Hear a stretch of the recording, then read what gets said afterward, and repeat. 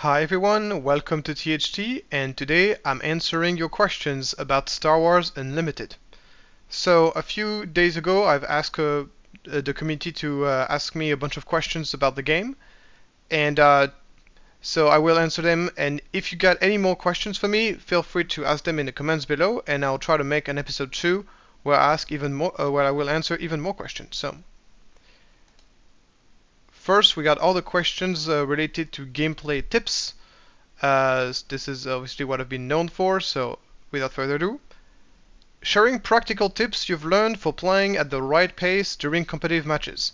I tend to play too fast, but I also don't love it when players analyze every option and then just have an AP. AP meaning analysis paralysis. What's the perfect balance between playing confidently and carefully?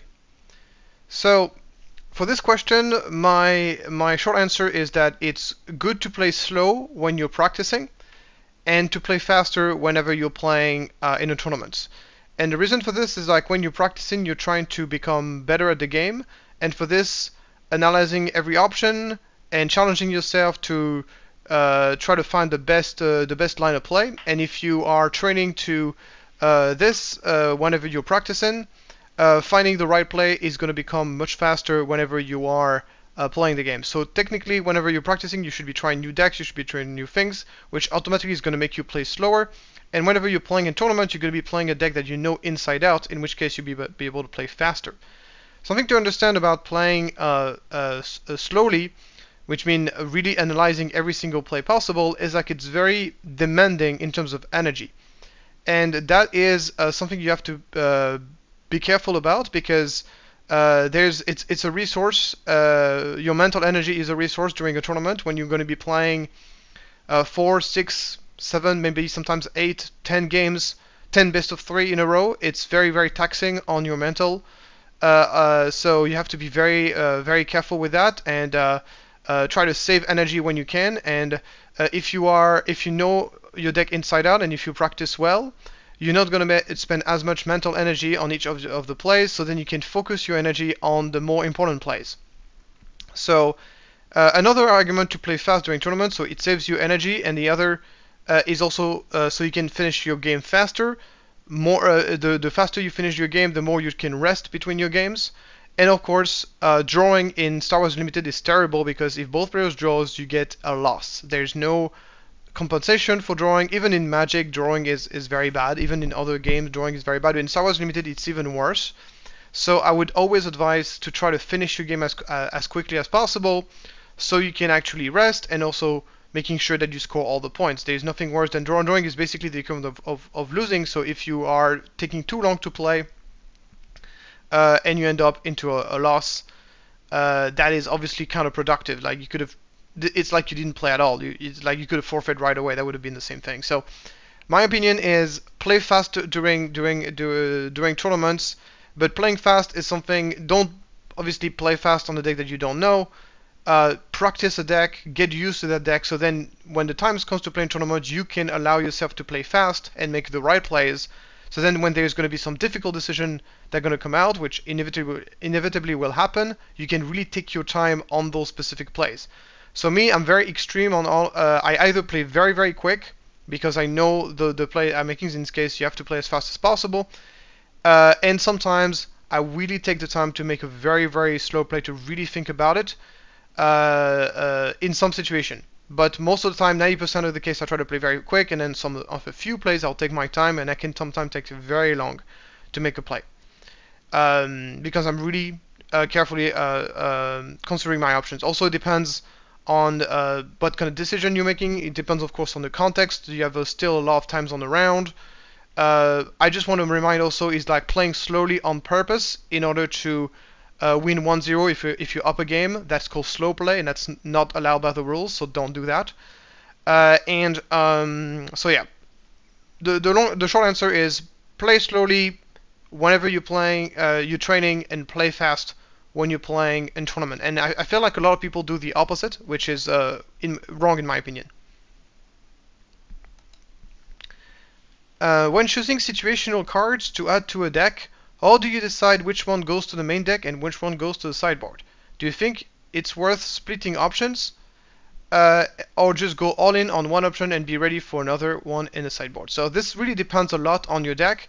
So basically, sideboard cards are meant to be used to adapt your deck to the metagame. So if you have a meta that is very aggressive or a meta that is very control, you can basically put cards in your sideboard in order to compensate that. And the other argument is, what are your weaknesses? So for example, when I'm playing Vader, I have a lot of cards for the aggro matchup to compensate my weakness, because I want to make sure that I have a shot at winning against everything, and I like to have a balance. I like to balance out my weak points. And also, what are the cards in your colors? What are the cards available to you that will allow you to improve your matchup? Sometimes you can have you don't necessarily have a bad matchup against control, but there's so many great anti-control cards in your colors that it is worth to include them, because if you include them, they will improve your matchup significantly in those. So those are the different criteria. So basically, you put cards in the sideboard, and if putting them in the sideboard is not enough, the next step is to put them in your main deck. And once again, what you can put in your sideboard, what you put in main, that depends on the meta. It depends on the on what are the weaknesses of your deck that you're trying to compensate. And also another thing that I like to consider is, especially if you're playing in small tournaments, where like a local tournament where you, for example, for the store showdown, where you know most of the people are going to come in here, identify who are the good players and what are those good players like to play. So for example, there's a in your community, let's say there's a bunch of people who play aggro, but those people are still very new to the game. They're not really good at the game, so they're not really a real threat to you. Maybe the two people who are playing, I don't know, Han or Luke, maybe those guys are the threat. Maybe those guys are the guy you'd be, because those are the guys that will play the game very well. So sometimes it's worth it to target the players who are more likely to be on the top tables that you would like to be good against. That's another consideration. So for example, to give you an example, when I'm playing my Vader green, I know I'm very weak to aggro. So of course I had anti-aggro card, and in order to improve my aggro matchup even more, almost my entire deck is pre-sided versus aggro. So I have a very strong aggro matchup. I have all the cards that I would normally have in sideboard against aggro, I have them in the main deck, because I know I'm so weak to aggro, and my anti-control cards are in the sideboard. That's an example. Some people like to pre-side their deck against control, because they know that game against control can sometimes be very long, and if they know if they can win the first game against control, then on the second game the control player is going to have to play a lot quicker, so the game doesn't go to time and he doesn't lose 1-0. So that's also another consideration people like to take into consideration. For me, this is very secondary. I most likely focus on what is the meta, what are my weaknesses, and those are the two main factors that makes me decide what I put inside, what I put in the main. Next, my question is something like Force Table a viable practice aid for competitive play, or is it teaching more bad habits than good? Okay, so Force Table I think is good. Let's say you've built a new deck and you want to see if the curve is good, if things go well together, if the synergies kind of flow well together. Basically, if the deck flows well. And for this, Force Table is fine. You can play on Force Table. It's kind of the equivalent of what we call gold fishing. Gold fishing is kind of playing against yourself, so just play alone. Just draw some cards, go through some mulligan, do turn 1, turn 2, turn 3, turn 4 play. The Force Table is a bit better than gold fishing, because at least you get something to react to. So it is good for like first 5 games, just see if your deck flows well and flows properly. I think it's beneficial after you actually build your deck to do that. But practicing is like try to get better at the game, or try to figure out what are the weaknesses of your deck. Force Table is not going to be helpful at all, because the AI is very close to brain dead. Like, it's really bad at the game. So it's not going to give you any indication that your deck is good. It's not going to make you any better at the game. And I would say I would even go as far as saying that yes, you can definitely be teaching some bad habits, because the AI definitely does not play normally. So it can put you in some very unrealistic scenarios, and makes you over-evaluate certain cards because the AI doesn't play well around them, and kind of give you false information in that sense. So play on Force Table first 5 games. Just try to see if your game kind of flows well, and then just move on with force table. Move away from force table, I would say. Where is the Palpatine deck tech? I want the best Palp deck. I'm a mono green right now. So something to understand about this channel is that I only make videos about decks that I know very well and I've played a lot. And it turns out it takes a very long time to master a deck. It takes a very long time to have the enough knowledge about the game to make a 45 deck tech videos. You need to have played this deck a lot to know enough to be able to put a 45-minute videos about the deck. So currently I'm not at that place yet with Palpatine.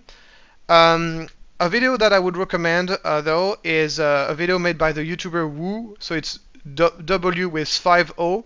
So just look for Palpatine deck tech Woo. He has made a great Palpatine blue deck that I think you should check out. Maybe I will make my own at some point, but not in the near future because my knowledge of the deck is not yet there. I personally think that the blue Palpatine is the best version. How do you decide what deck to play? So this is a very general question that I think will depend a lot on a lot of factors. I could make an entire videos about it. So basically, the first factor is what are you comfortable playing? So what deck are you comfortable playing? What deck you played a lot? And I think this should be your number one choice. The reason for it is because, as I said earlier, it's very mentally taxing to be playing in a competitive environment. You're going to be playing a lot of games. So play a deck that doesn't require as much mental effort because you've already kind of mastered the deck. That is very beneficial for you in a tournament setting. You might be better off playing Boba Green or the best, or whatever is the best deck instead of your pet deck for like one best of 3, because then you can really take your time. And but in the long run, it's going to be a lot less taxing for you to play a deck. At some point, the Boba Green deck, you might be burned out by the fact that you had to make so many decisions because you're playing in brand new territory. You're playing a deck that you're not used to play. You're going to be burned out at some point mentally. It's going to be very exhausting for you. So playing a deck that you're more comfortable with is going to be more sustainable across the event to play that. Also, you're more likely to be playing that deck better as well. It's not only about the mental energy you're spending, it's also about that you simply just know the deck better, you know what card to sideboard, you know the matchups better. And all of this is ultimately more important than the deck than how powerful the deck is in the meta, how well positioned in the meta it is. I mean, obviously, I do not advise you to play like a very bad deck, but just a strong deck that you're used to is better than the best deck, if that makes sense. So that's the first factor. The second factor is obviously, as usual, the metagame. If you know your deck very well, you will know what your deck is strong against, what your deck is weak against, and then from there you'll be able to make your call, depending on what you expect people will play. So sometimes it's going to be difficult to know what people are going to be bringing, but obviously you can refer to the metagame in general. You know the meta, right? Sabine, there's loads of video in the internet, so Sabine Green, Iden / Koenig Green, Boba Green, those are like the top 3 big decks that people are going to be bringing in tournaments. And also, if you're once again in a local meta where there's relatively few people, try to identify who are the good players and what are the good players playing. And that can be another thing to do. There's multiple approach. You can either decide to play the best decks, and if you play the best deck, obviously it's a safe value, it's a safe bet, but players will take around it, players will know how to play against it. So that's a factor to keep in mind. While if you're playing something maybe a little bit more unusual, like for example something like a hand green, not many people know how to play against hand green, and even though the deck might be less powerful, maybe in terms of raw power, the fact that people don't expect it as much will give you an edge as well. So this is another thing to consider as well. But I could make an entire video about it, to be honest. It's a vast subject. How do you value sneak attack plus home 1 plus fleet lieutenant's combo in your hand green? Do you think it has legs? Thinking about cutting Akbars and Vanguard for this.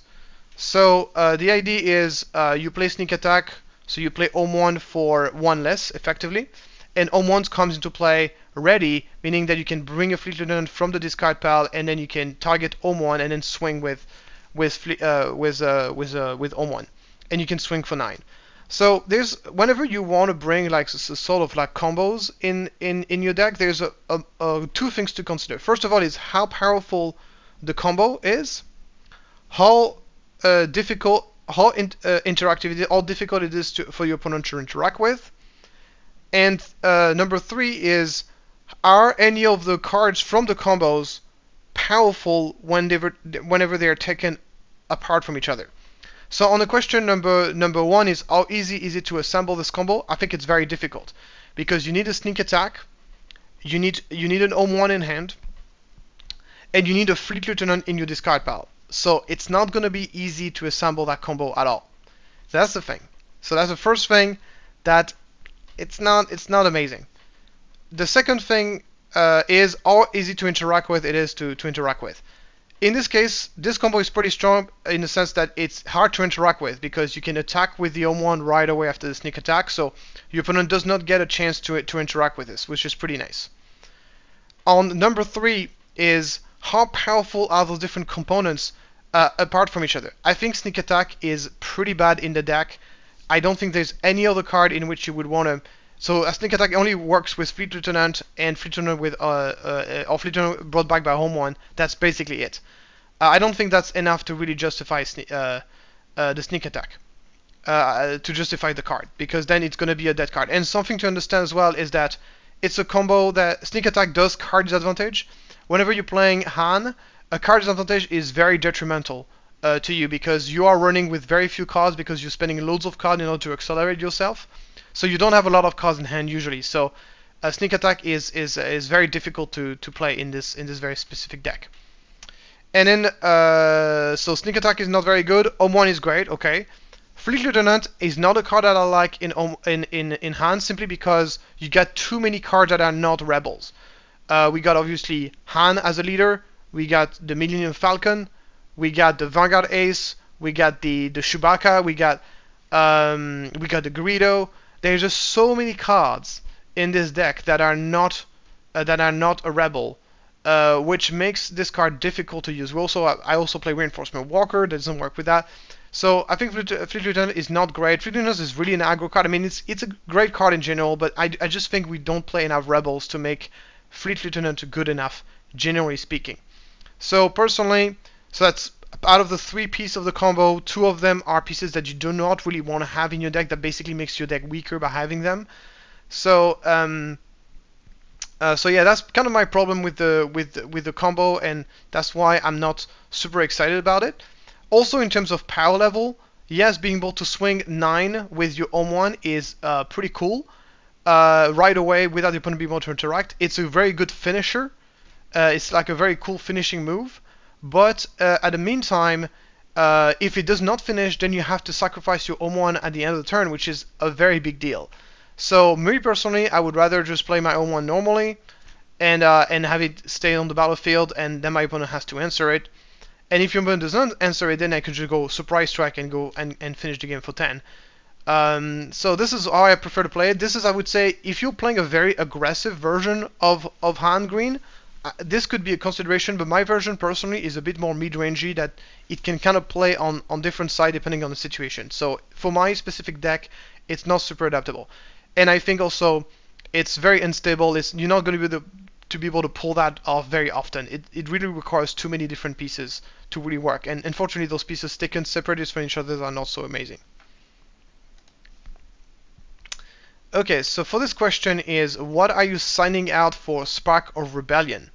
So for Spark of Rebellion, it depends on the matchup. Like for example, against aggro, I'm going to be signing out my resupply. Against control, I'm going to be signing out usually my Akbars, sometimes the Leias, and the Akbars. Against Boba, I'm going to be signing out the what do I side out against? I always forget. I don't have it on top of my head, but yeah. Anyway, so Spark of Rebellion is a I find it is, so this is usually what I'm signing out for Spark of Rebellion. What do I find is effective? Do I find it effective? Yes, I think Spark of Rebellion is very effective. It allows you to get rid of. It's good against aggro because it allows you to remove the 4 cards, I believe. It's not like it's amazing against aggro. It's just that we have more cards to take out. We have a lot of rooms to make for it. So you might as well by replacing by cards, and it's one of the best answer against 4 cards, I believe in. So it's very nice.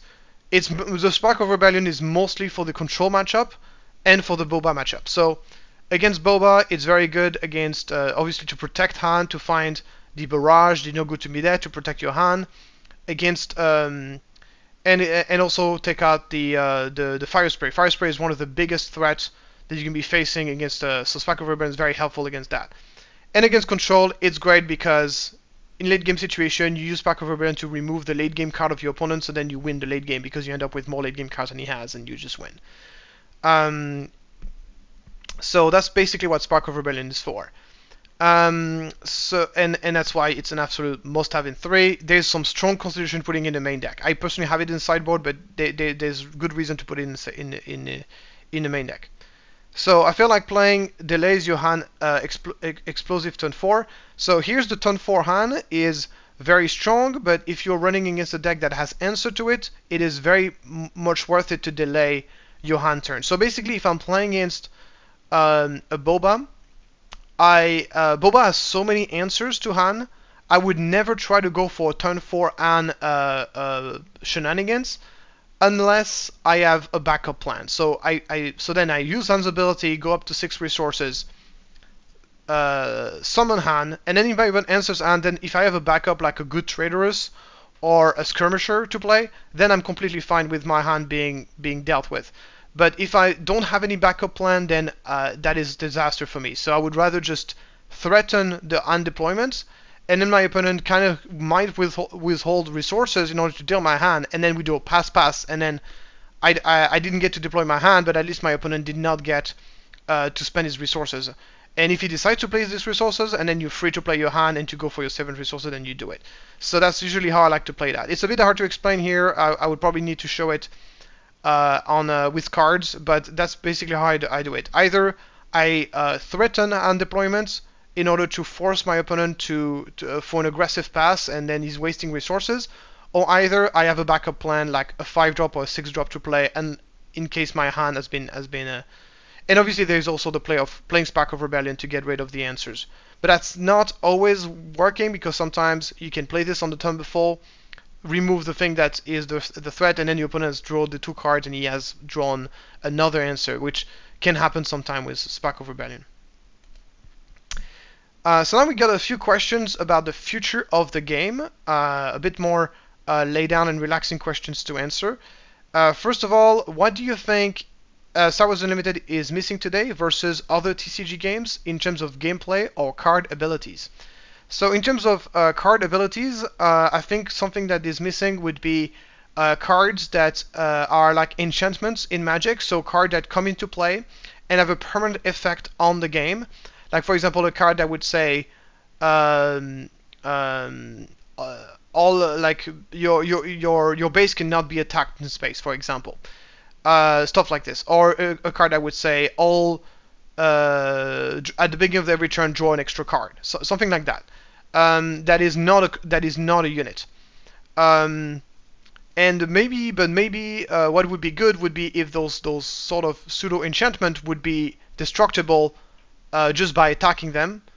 You could be able to, instead of attacking the base, you'd be able to attack those things. Maybe they could be like infrastructures, like the shield generator, or an ion cannon, or a bunker, or something like this. Maybe some of them could even have what's it called, sentinel, so they have to be destroyed before the base gets attacked or whatever. And I imagine those things would have a lot of health. They would have no attack, but they would have a lot of health. So they are relatively difficult to destroy, but then and they have some sort of permanent effect on the game. So something like this, something more interactive. The problem with enchantments in Magic is that they cannot be destroyed unless you have a specific card that destroys enchantment. And I'm not sure this is really good gameplay, because sometimes it creates those very uninteractive situations when you have a card that you can literally not answer, unless you draw that specific card that deals with it. And I think that's not great gameplay. I prefer when it's more interactive, and when every card can be answered by anything. Obviously, attacking with your unit might not be the most efficient way to destroy them, but they could be. I don't know. So I think that would be an interesting in terms of sort of card that we haven't seen yet. I think it's very likely we're gonna get card like this, and I think that would be very interesting. Um, so in terms of gameplay, of course, the big chunk of the TCG archetype that currently does not exist are combo decks. So a combo deck is a deck that is trying to gather a combination of card that is going to give it a huge advantage, or even sometimes even outright win the game. So a deck that has combo in it is not necessarily a combo deck. What I mean by a combo deck is a deck that has the combo as the win condition. So right now, combo decks do not really exist in the game, and it's only a matter of time, I think, until we're going to get more of them. As we're going to get more cards, there's going to be interaction, and something I really hope is that FFG is not going to work against that. I hope FFG is not going to hunt down those interaction and ban them. I hope they're going to let combo thrive and be a thing in the game, because I think combo decks are, even though some of them can be very frustrating and too powerful, they had a huge they make the game so much more interesting because it's a whole new gameplay. It's a completely different playstyle, and I think it's a very interesting playstyle. As someone who plays a lot of eternal format in Magic, I could not imagine playing Modern or Legacy without the presence of combo decks. I think they are very interesting, and I think that combo decks in Star Wars Unlimited are going to be super interesting, specifically because the structure of the game is made it so you can interact with the opponent all the time, which means that there's not going to be any combo that simply can be played and not be interacted with. There's always going to be ways to interact with the opponent combos, and I think that's really great. So as long as they keep the combos interactive, as long as people can play against them and interact with them, I think combo decks can add a huge thing to the game, and I'm really excited to see combo decks coming into play in Star Wars Unlimited. Women new leader would you like to see play in the coming set? So personally, I know I'm going to surprise a lot of people, but I'm not a massive Star Wars fan. I love the original trilogy. I love the prequels, but then beyond this, all the Disney Star Wars thing, I kind of like haven't been into really. So I don't have any strong feelings about this. I personally a big fan of Qui-Gon Jinn and Yoda, so having Qui-Gon Jinn and Yoda as leader, I would definitely want to play them. But for me, the main things that makes me want to play a leader is not really the character himself, but the ability. A good example for this is Palpatine. Palpatine is by far my favorite Star Wars character, and I don't really play Palpatine because there's simply not really a lot of things very interesting to do with him in terms of like, there's not that many cards that interact with his ability. So for me, the gameplay is more important than the character himself in the lore. So I would rather play a leader that I think is interesting to play rather than just a character that I like in the movies. Next is, do you think the game will have a long-lasting competitive scene that one day may reach the height of Magic the Gathering? So basically, I think that the game has all the ingredients to be a long-lasting game. So the reason for this is because it's supported by a pretty big company, Fantasy Flight Game, Asmodee, really big company, especially Asmodee. It has an IP. FFG has been holding that IP for a very long time. No reason why they will drop the IP. The gameplay is excellent. It's very collectible. It has a very successful launch. And I feel like FFG has a very good understanding of what they need to do to make the game successful. Obviously, nothing is guaranteed. There's a lot of external factors. I think one of the biggest problems with Star Wars Unlimited right now is the fact that there's just so many other games out there, trading card games, so the competition is fierce. With Lorcana, with Flesh and Blood, and with One Piece, it's going to be very difficult for something to be long-lasting. So we'll see how it pans out. It's very impossible to predict. I don't think anybody can answer that question. Will it ever reach the height of Magic the Gathering? I think it is very unlikely. You got to understand that Magic the Gathering as a as such a massive foothold on the industry. It's a cultural phenomenon. I cannot imagine this game going to something that is even going to be even close to Magic the Gathering. With that being said, I think if the game is just as successful as something like Flesh and Blood, I think it would already be very good. We got Pro Tours in Flesh and Blood with hundreds of thousands of dollars that are being given out to the competitors. So there's a pro scene on Flesh and Blood. The game has been going for more than 5 years. I think if Star Wars Limited reached that objective, that will already be amazing for the game. I don't think you can expect anything remotely close to Magic the Gathering. But it doesn't need to. Like, as I would say, Star Wars Unlimited does not need to be as popular as Magic the Gathering for it to be a game that we all enjoy playing and that is worth investing our time into. Next, do you think the current imbalance of the game, color-wise, green being the best by far, will be addressed in the next expansion? So basically, I think it's very likely, because something you gotta understand is that the next set has even more cards than this set. So the amount of cards in the game is gonna double with the next set. So needless to say, the meta is gonna look very, very different. I have a hard time imagining the game basically doubling in size, and the cards would be, and the meta would be pretty much exactly the same. With that being said, Energy Conversion Lab is going to be a problem because it's the kind of card that is going to get only stronger as more cards are being introduced. So I think Energy Conversion Lab might cause might be a barrier for that. But this is an easy fix. You just need to ban it. But it's hard to predict. Maybe there's going to be no card that synergizes with Energy Conversion Lab in the next set, or very few. Who knows? So we'll see how that goes. But I think that the meta is going to look very different. Will green be the best deck? Impossible to say. But Energy Conversion Lab is definitely something that is going to be a problem for the designer in the future, because any card that doesn't have that benefits a lot from ECL is gonna be a big problem for the game, in terms of because it has access to this is based into ambush at all time, which can be incredibly impactful. Even card that normally would be completely mediocre, like Steadfast Battalion, with ECL becomes some of the best card in the game.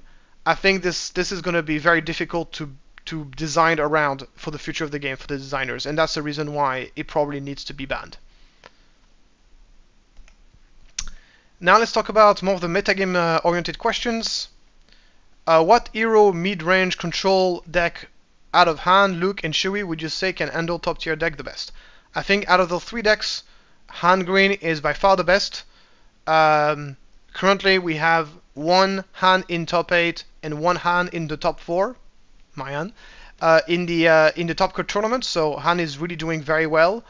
We'll see how at the end of the tournament if the Han deck managed to prevail or not, and I would have a bit more information about what I think about the deck at the moment. But I still believe that out of those three decks, I can say very confidently that Han is the best by quite a bit. Luke Green is also very strong, but I think it has a bad matchup against Boba, and that's a big problem, because Boba is the best deck in the game.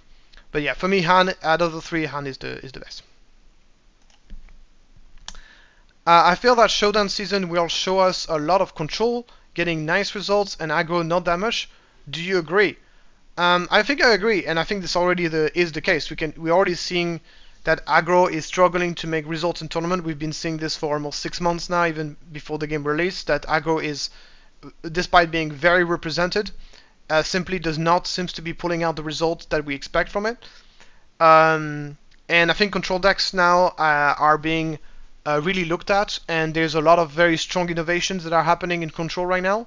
I'm gonna make my next deck tech video is gonna include some of those innovations, so be prepared for that. So yeah, I completely agree with that, but it has been the case for a while now, I think. Why is yellow heroism considered the worst aspect combination for a leader? So, just to specify, yellow heroism is considered to be the worst aspect combinations in general, not specifically for a leader. And I'm gonna make the nuance here. So the reason why yellow heroism is considered the worst aspect combination in general is because it has the weakest cards. Basically, if you look at what are the best yellow heroism cards, it's gonna be Falcon. Falcon is a great card, but it's specifically good in aggro and in a hand deck. Other than this, it's not very good. And then Han, which is specifically good in the mid-range slash control decks. So, and all the other cards are kind of meh. The other big weakness of yellow heroism is that it's an aspect combination that doesn't have a clear game plan. The reason, for example, why heroism aggression is so strong is because it's very focused on being aggressive. Everything makes sense. Everything is pulling in the same direction. Everything is very focused toward the objective. Another reason, for example, why blue-black is very strong is because it's very controlled. It's very the game plan and the design is very coherent, and everything work well together. That's not the case for yellowism, which is a little bit all over the place. We got some aggro cards like Falcon and Lothal Insurgent. We got some control cards like Han Solo and Spark of Rebellion. It's a little bit all over the place, and that's why it's not as good. As far as for a leader, in my opinion, for a leader, the worst color combination is black-green and black-white. And the reason why that's the case is because and green-white. Green-white and green-black. And the reason why is because if you're playing green-white and green-black, you cannot play Energy Conversion Lab. So that's a very big problem. If you really pay attention, you will see that green leaders, in general, even though we all agree green is the best color in the game, green leaders don't see a lot of play because they cannot play Energy Conversion Lab, and if they play Energy Conversion Lab, they have to be playing double green, and double green is one of the worst double aspect color in the game. So even though I agree that yellow heroism as an aspect is the worst aspect combination in the game, but for a leader, any green leader but for a leader, I think green-black or green-white is a very bad aspect combination. Okay, now we got some few questions that are just like talking about my personal questions. If you had the power to change one rule in Star Wars Unlimited, what would it be? Okay, so one rule that I would like to change would be to be so currently we are counting up damage on the base. That means that whenever you take damage, you're putting some counters on your base to take that your base is taking damage. I would prefer it to be done the way Magic is done, where you have a life total and you're counting down the damage. So it does not change anything in terms of the game is played, but for me, it is a much more intuitive way to be counting damage, and the reason for it is very simple, is because the most important information that you want to know whenever you are dealing damage to a base, and whenever you want to see the life total, the health total of the opponent base, is how much HP does he has left. So, for example, because that's what is going to determine how you're going to play. Like, are you going to be aggressive? Like the HP left is the most important. The damage dealt is not very important. What is important is how much HP does he has left. And if you want to find out this information, you need to make a subtraction. You need to take the life total of their base and subtract the damage to find out that result. I think this mental thing should not be happening. I don't think we should be having to do math when it's not unnecessarily like this.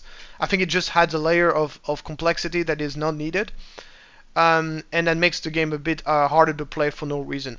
I got used to it. I've been playing this for more than 6 months, so now I got used to it.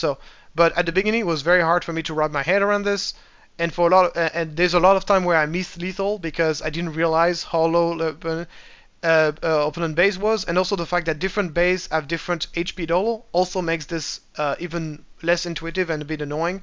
So this would probably be the rule I would change if I was. This is a very safe rule to change because it doesn't require any playtest. I know this would be better for the game personally. But now everybody's got used to counting up, so that's fine, I guess. But what is my favorite card in set 1 and why? So my favorite card in set 1 is U-Wing Reinforcement, by far. It is by far my favorite card.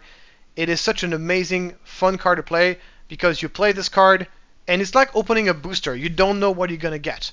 You know it's gonna be cool and good, but you don't know what you're gonna get. So you get like 10 cards, and you can choose whatever combination. Is very flexible. There's tons of cool, fun combinations you can make, depending on the situation. It's very skill intensive as well. It's a card that if you're good at it, you can really improve your playstyle. If you can really if you become good at playing this card, you can really take advantage much more than any other person, because you know what card to pull out against what. You can. It's also a card that you can build your deck around it. That you can make the card better by building specifically for that card. There's also certain cards which normally would be completely useless, but because this card exists, they become very good. Like for best example is obviously Vanguard Ace. That is a card that would be absolutely trash, one of the worst cards in the game. But because of the interaction with Ewing Reinforcement, the fact that this card comes out as a 4/4 in space for 2 is extremely powerful and makes the card well worth it to run in your decks, especially since it digs very deep. So I think Ewing Reinforcement by far my favorite card. Is very, very fun to play with. And I never get enough of it, and it's also very good with hand. So I love this card. From a gameplay standpoint, it's really is my kind of cards. And that was the last question. Thank you so much for everybody who posted some question on the channels, on the community tab. That was really great. And if you have a question you would like me to answer, feel free to put them on the comments below. I will keep them in mind in a folder, and then next time I do an episode, a Q&A episode, I will answer your questions as well. Thank you so much for watching the video. If you like that kind of content, tell me about it, like and subscribe. See you next time, guys.